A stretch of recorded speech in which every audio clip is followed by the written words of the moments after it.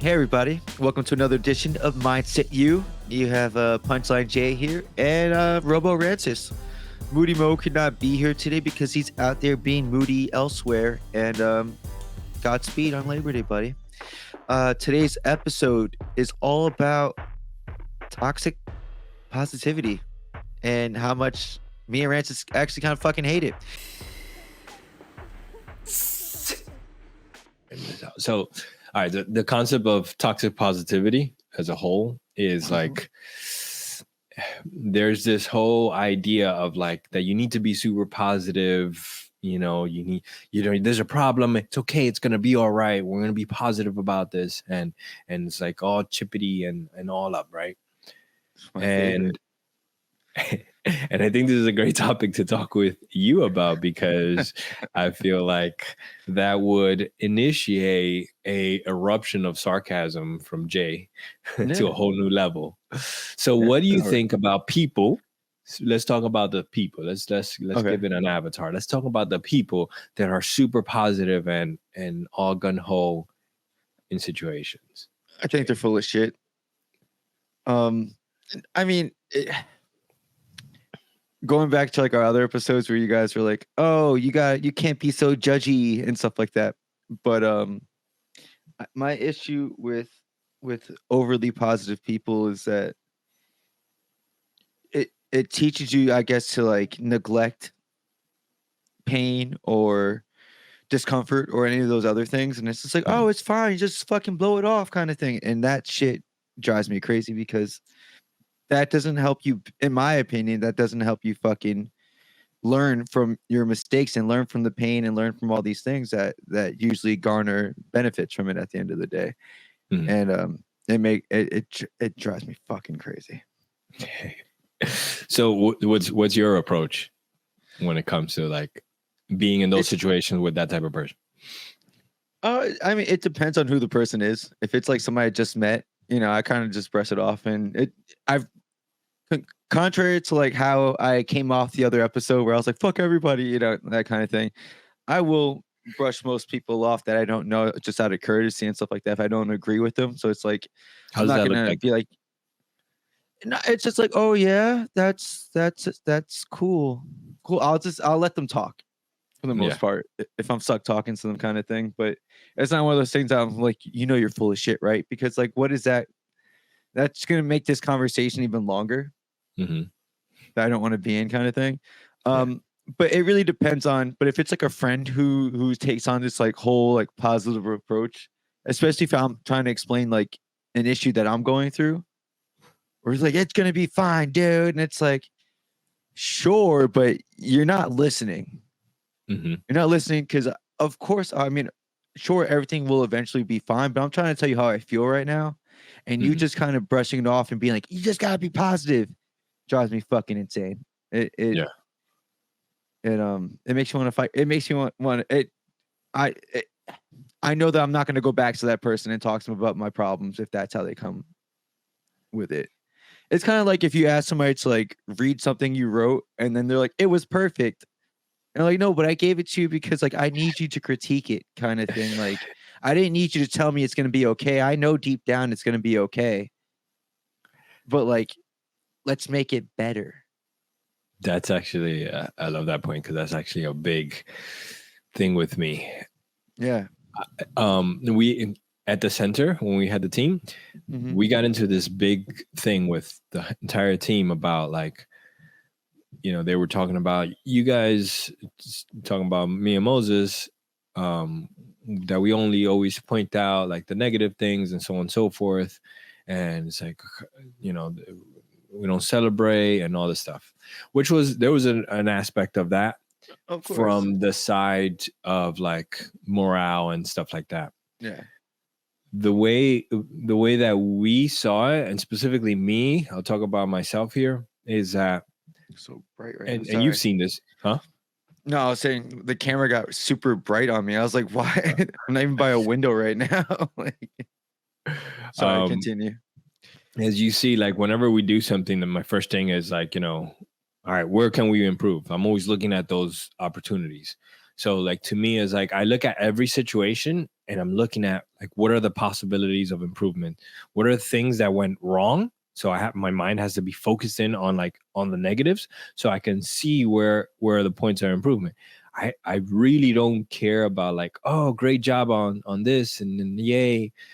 Like to me that's useless and a waste of time, right? And the part that I had to understand is like for other people, that's the part that keeps them going.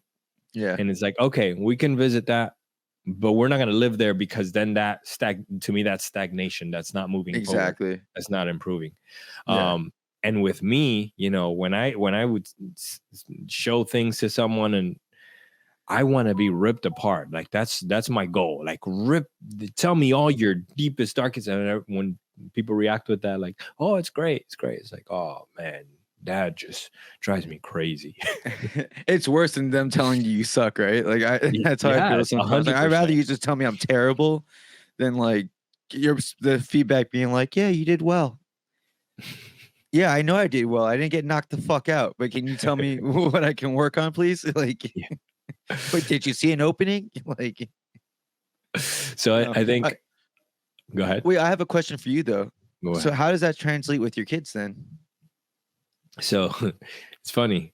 I was actually talking to my kids about this topic a few days ago where I was sharing with them how I said, you guys think I speak to you guys rough? And for them, it's so natural, is all they've known that they're like, no. And I was Yeah. like, well, I think I speak to you guys very rough, right? Because I go straight after it. I don't worry about framing things with a unicorn rainbow. I just go right after it. And they're like, really? We don't think so. And I was like, remember when you guys were in camp, right? All these kids talk trash, they talk mad trash and all this stuff. And it was interesting because my kids were able to absorb a lot of that trash talk and they were just like, shrug it off, right? Yeah. But these same kids that talk all this trash, whenever someone would talk trash to them, they would break apart and now I have to go break up fights and talk to these kids about all this stuff.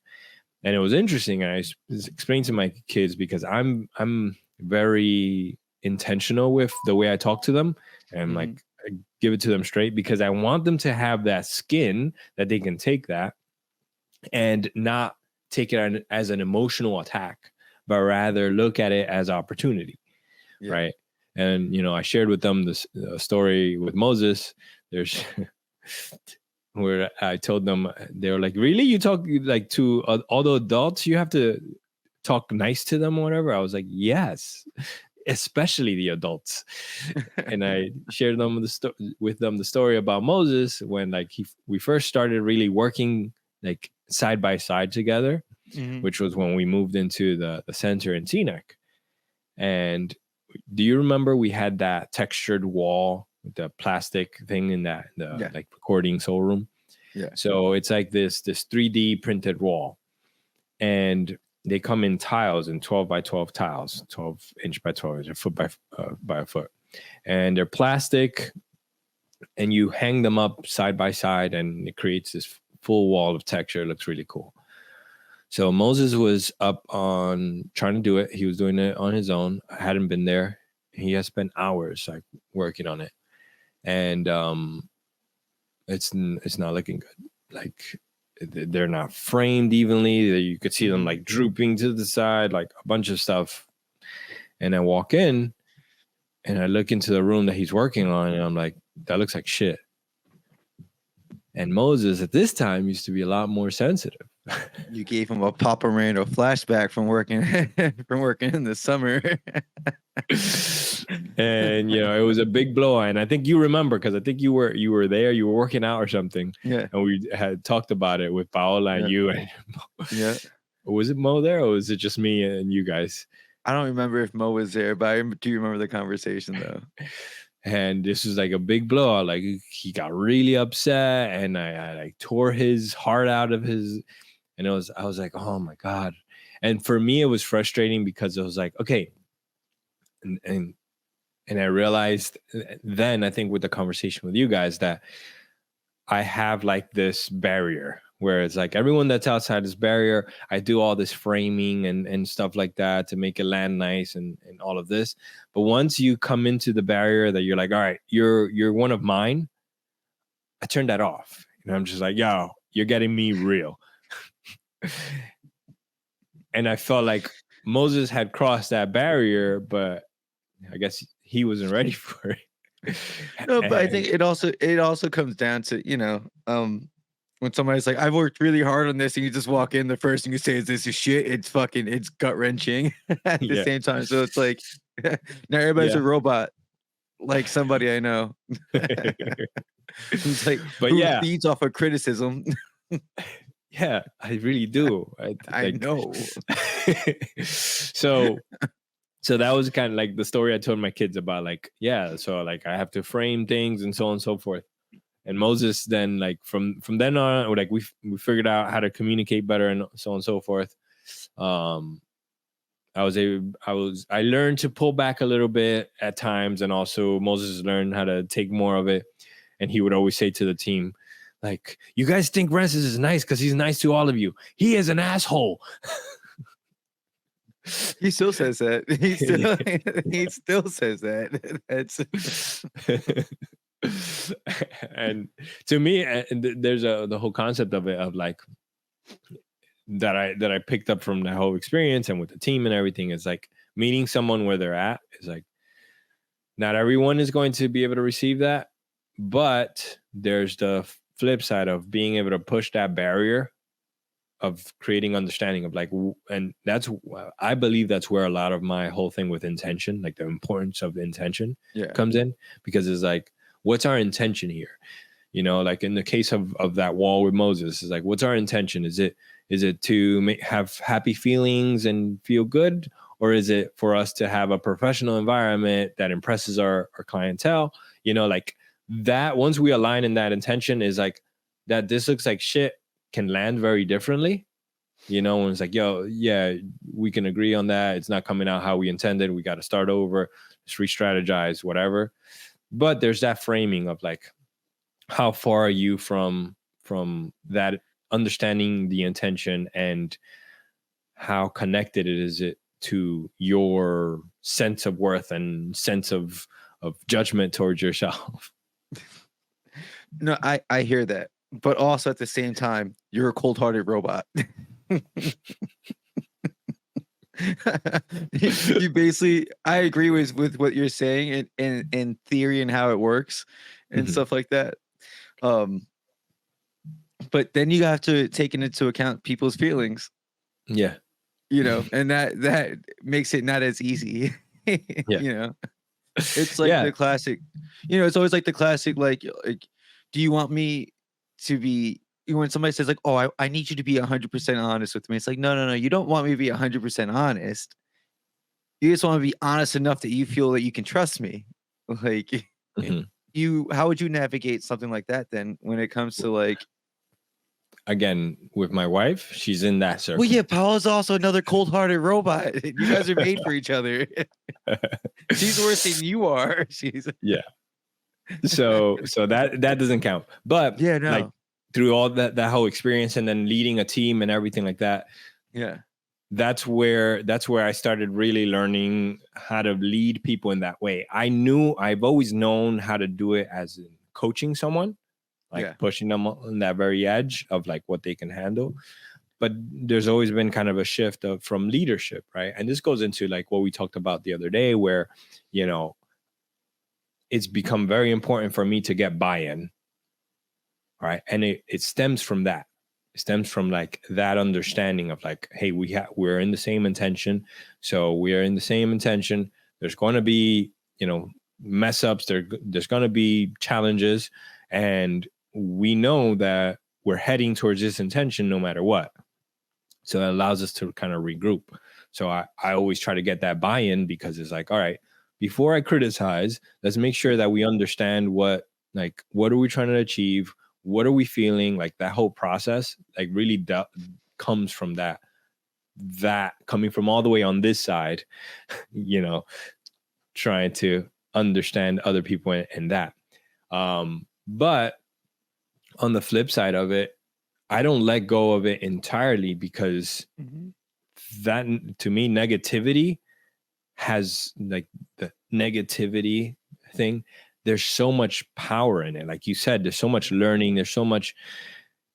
And if you're unwilling to face that, you're just, like I said before, staying stagnant. You're staying in the Yeah. same place. And to me, that's drives me crazy. It Like, it it it's just one of those things that it's just like, I know it for some people it may work, and some people might need that like constant positivity thing. And this is me being diplomatic for a second, and I understand that, but why? But why? so Like, I think that that's a key factor there towards, we had a few podcasts ago, I don't remember yeah, when, but we talked about like understanding the other person, right? yeah, And that's where, like, in understanding the why behind what makes people take action, and this comes hmm, from like the coaching side, where it's like, all right, why would someone need that positivity? Why would someone choose to exercise only, I don't want to look at the negative, and so on and so forth. yeah, And there's the concept that's built into that, and it's not always the case, but the majority of the case. And I say this from the coaching standpoint. hmm, When someone's unable to face the negativity, it's because there's a level of discomfort in that negativity that they're not ready to embrace, or they've attached a meaning towards. What I mean by that is the meaning of, like, if I look at this negative things, I'm going to attract more negative to my life. And then I'm going to be in this downward spiral, where yeah. I don't get to celebrate the positive and so on and so forth. But to me, that comes in from the place of believing that there's good and bad. It's kind of like the Okay, Disney movie frame of mind. yeah. No, yeah. I can see that. I can see it. I think to me, when I associate people who just need like that positivity, and it's a fucked up judgment that I have, but I'm just like, oh, you're weak. Mm. I'm like, oh, like you're fat. Like you do realize like the outside world is like it's not always gonna be positive. Like if you look at nature, like when you're like, oh, that poor bunny rabbit got eaten by that coyote, it's like, yes, life isn't fair. That coyote needed to eat. Like, So it's one of those things that like when they can't handle any negativity, or it's like that get that negativity away from me kind of thing. It's like I understand it to a point, but you need to face your shit, man. Like you need to you need to embrace the suck. Mm-hmm. And that unwillingness to embrace it just feels like you're not gonna like we keep going, like you're just gonna be stagnant. I just don't see how somebody can truly grow if they only focus on the positives. Mm-hmm. I Now, don't. there, like in the 90s and even early 2000, there was a lot of push for that positive, Yeah. right? That positivity and so on and so forth, and studies coming out and everything. But then more studies started being done on the topic and the long term and so on and so forth.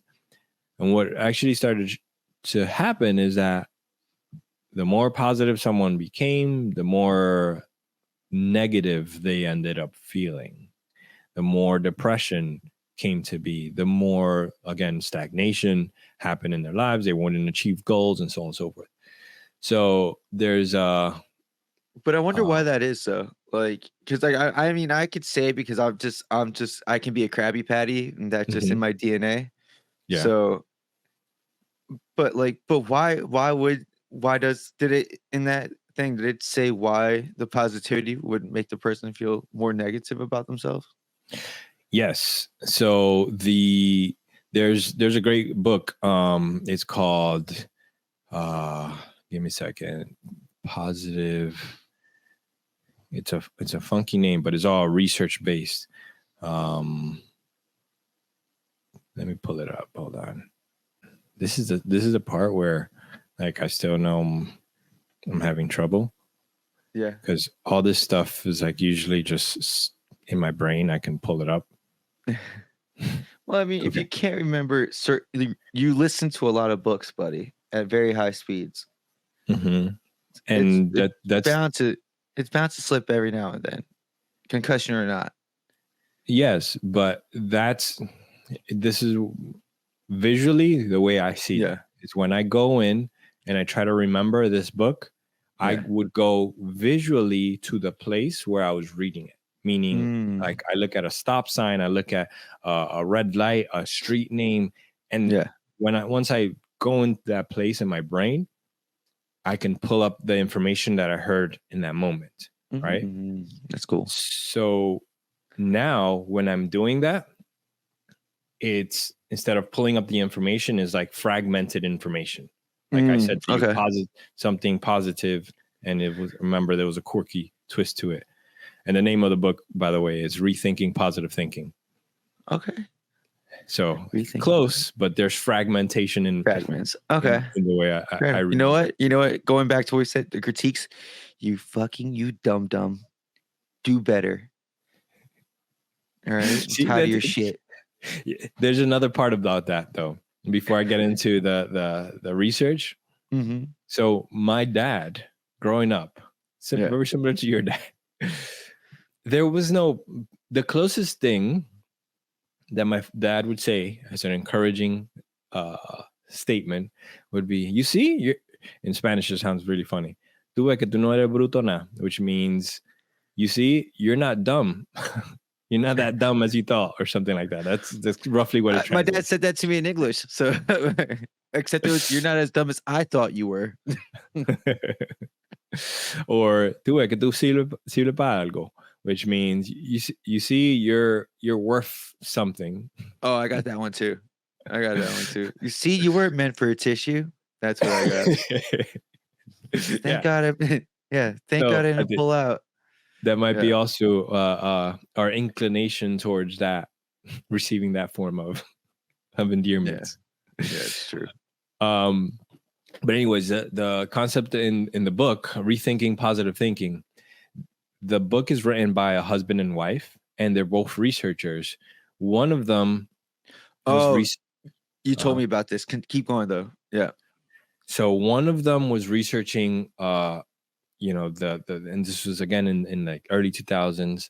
Mm-hmm. They're researching all the impacts, all the negative impacts of being negative, and so on and so forth. And the other one was researching positivity. They weren't working together. They weren't like in different labs and stuff like that. But the other one was working on positivity and how to leverage positivity to get people to achieve their goals, and so on and so forth.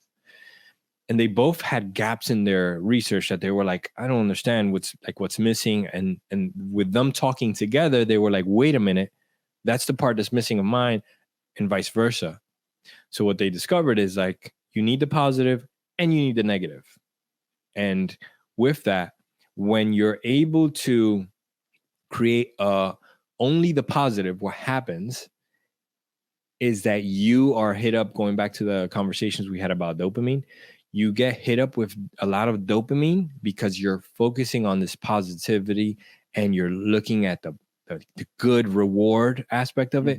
So you get to basically enjoy the reward without achieving anything, because you're giving yourself that, or you're talking about it a lot. So then you feel good just because you talked about it. And then the motivation to actually do the thing goes away. So the way they framed it is like, if you're going to run a marathon, right?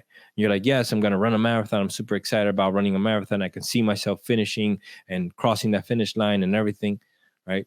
Now, when the day that comes to you run the marathon and you're experiencing all the other factors, you're experiencing the chafing, you're experiencing the bloody nipples, the toes hurting. When you're experiencing all of that, you're like, wait, no.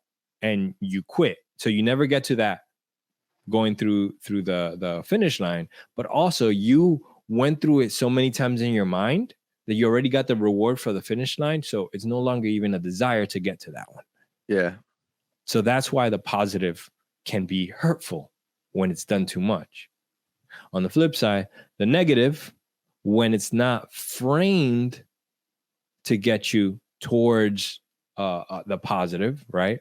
So like I noticed before, I said opportunities for growth, right? Like Uh-huh. that little frame is like you look at a Yeah. negative situation and you're like, oh, this is a chance to get better. Mm-hmm. That creates a hunger. But if you're like, this is how I suck, now it's a dead end. It's just like, it just Damn, explains I this. suck. Yeah. Here's my report on why I suck. Exactly. I have no self-worth anymore, kind of thing. Yeah, no, I get it. Yeah. So it's No. like this balance between them. They created this concept called the whoop, right? Which is you start with wish. This is positive side. You start with Mm-hmm. wish and outcome. So wish is like the dream, the firefly that you can imagine for yourself. The outcome is like what it pragmatically looks like, right? And then you go into the negative, which is the obstacles that are going to show up in your way to get to that Yeah. wish. And then the plan on how to overcome those obstacles. Like if this, then that type of thing. So putting them both together, you saw drastic people with only positivity achieve like, I think it was like 20% of success in their goals. Yeah. People with negativity, like 15% of their goals. You put them together, you rose up to like 70 to 80% of success in their Really? goals. Yeah. Yeah. That made me think of you know who Terrence Crawford is, the boxer, right? Yes. He's got that just one.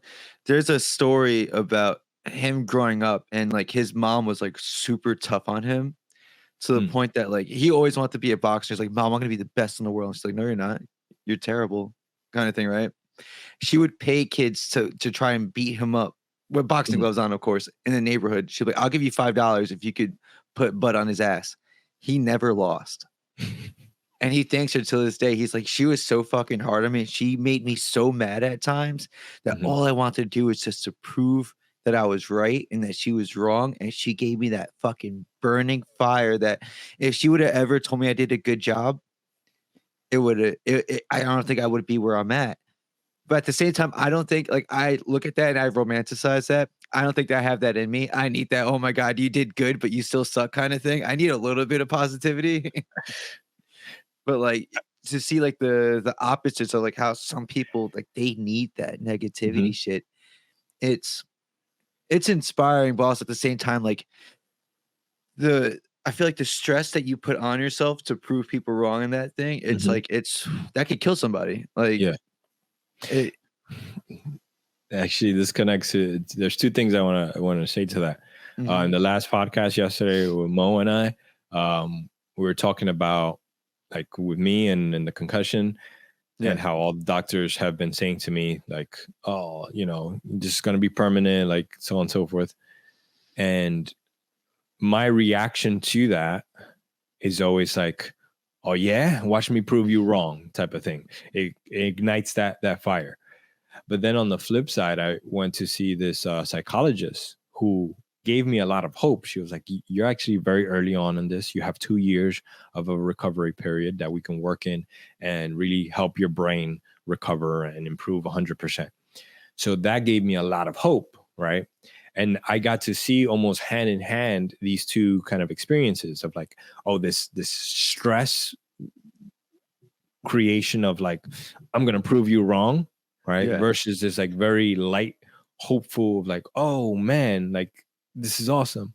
So I got to kind of experience this side by side, and I was like, oh, definitely the hopeful one feels a lot less stressful. It's like, okay, I can trust, you know, it is not a battle type of thing. So I can see kind of both sides in that thing. But what you were but that saying, negativity gets that fire though, that competitive edge. There's like, oh no, I'm gonna fuck. No, I get it. I get that. So that there's a great book called The Sweet Spot that talks about that zone. So like you talked about with Crawford, like you wouldn't be able to handle that level. That's like too much, right? But that's the key factor, which every individual, and this goes into like your thing of like each person, right? Every individual has that line drawn in different areas, right? Based off life experiences and so on and so forth. But in education, they call it the proximal development zone. And what it is like that part where it's too difficult, right? Too difficult to overcome, too much negativity, too much to overcome, right? And it will make you feel like it's impossible, right? And then there's the other side of it where it's like there's not enough challenge, it's not pushing you enough, you know, and you're not going to go after it. There's no fire behind you because it's too comfortable. That So false that's level of comfort. yeah. So that sweet spot is where you're right on the line of those two. You're right on the line of still feeling that comfort, confidence, yet you're right on the line of like, I'm not sure if I can do this. Mm-hmm. That's the proximal development zone is like where people grow and change and are able to overcome things. The cool thing about that is that that proximal development zone continues to grow with you. You know, that line keeps moving as you continue to take on challenges. So it's definitely a skill that gets developed. Whatever marker you had at the beginning, you know, if life was super easy for you and everything was positivity, you're going to be, you know, that line is closer to the beginning in terms of like, how do I take on any negativity? But as you go experiencing it, you go moving that line forward. You're able to take on more, which is basically creates that grit inside you. That's true. I like that. I find myself the more we do these podcasts, buddy, the more I'm like, you know what?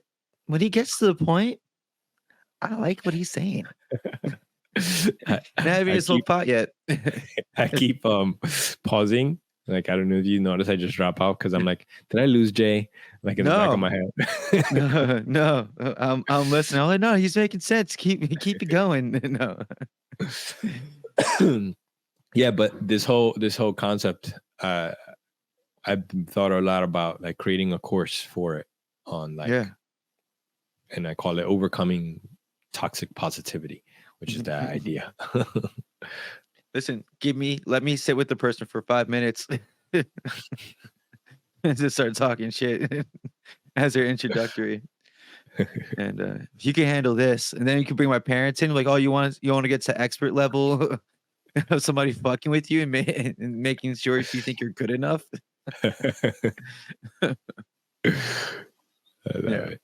I say it even it's funny because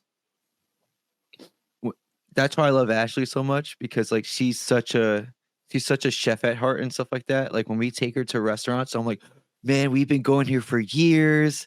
You know, the food's amazing here. And then like, but when she eats, you've seen, she'll try something and just straight face. And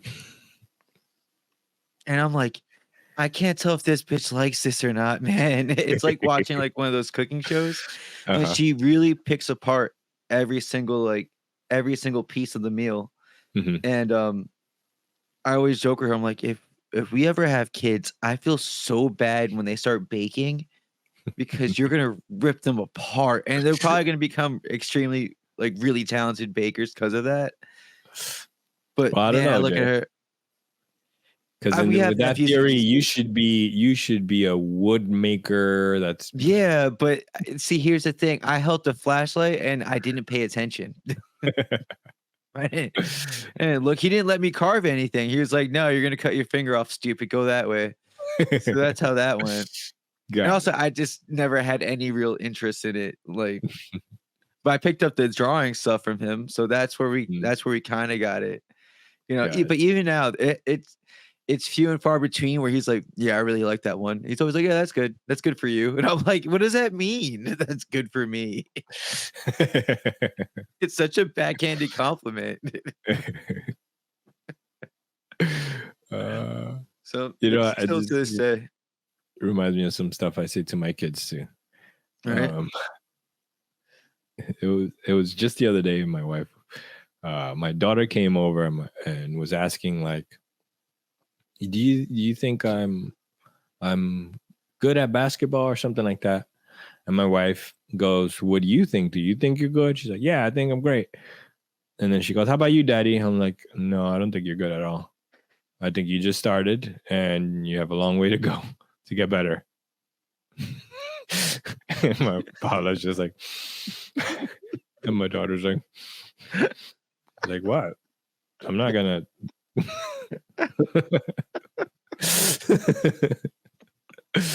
That's awesome. No, I think you suck, honey. I think you're You got terrible. potential if you work at it. You haven't Thanks. done. You haven't done anything yet. No, but you know what? I think they need that, because they know it's not coming from a mean part of you. You know what I mean? I think And that's with because they were raised with that. They were raised like how I even said in the beginning, where it's like, oh, you have to talk nice to people like grown-ups kind of thing. It's like, yeah, so like they don't look at it as like, oh, dad's being mean. They go, oh, dad's being honest.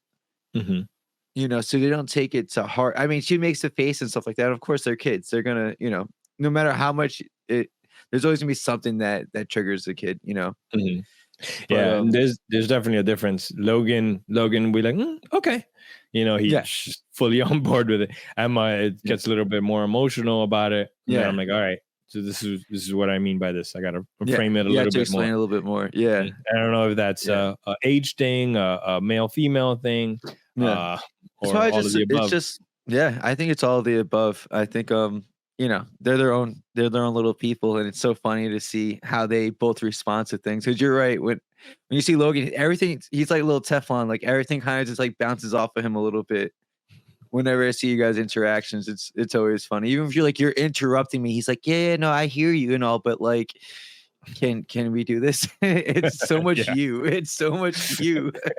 And you're like, no, get away. He's like, yeah, no, I'll get away, but like, let's make a deal. Let's figure this out. Let's figure this out, Dad. There's a last bit I wanted to say. There's a part of the neurodivergence where I've seen a lot of like content creators that are like, in the spectrum and stuff like that. That talk about that. It's like, there's a whole thing about neurodivergent people talking about neurotypical people, and it's like it goes too much for me. Like it goes too much into like us versus them type of thing. There's a whole thing about like, oh, like neurotypical people need you to be, to lie to them in their face and all that stuff. It's like, I can't do that. You asked me if I like that. I said no, and they get offended. I don't understand. No, it's true. I'm learning to not, as much of an asshole I can be with certain things. I'm always like, no, it's fine. And I'm trying to learn more now to be like, it's not fine. I don't like that. Aside from when chocolate or cheese and when I have to defend that, I'm just like, I just don't like it. Leave me alone. The fuck? It's gross. Or chocolate. I don't care what you say. Ugh. Disgusting. And the love of my life, my fucking chocolatier, favorite thing to eat and make, chocolate. Just life's funny. Life. I love it. You wanna let's wrap this baby up. All right. So what I learned today, I learned a lot from Rances, besides from the fact that him and Paula are cold-hearted robots who enjoy telling you the truth to your face and watching a piece of you crumble deep inside. Just kidding. But I do think, with this whole overly toxic positivity shit, while it may work for some people, I can't fucking stand it. I can't stand it. I think you need both. You need positivity. You need the yin and you need the yang. And I think you guys have done a great job with your kids of teaching them that criticism isn't always bad. It's not always personal, and it's always a room for growth. And I think if anybody's going to use positivity, it should be in that way.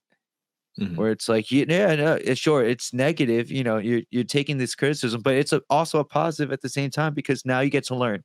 Now you get to make the changes to become better. So I think more people need to do that. And look into Rance's class that's going to be coming soon, because I think it's going to be helpful for you bitches. Hey guys, so thank you again for spending some time watching and listening to us speak. But we want to make sure that you're sharing this with other people, because we give you very powerful information that's going to transform your life, or stuff that you don't really care about and you don't care to share. Either way, we appreciate anytime you comment, subscribe, like, or share this with your friends. Peace.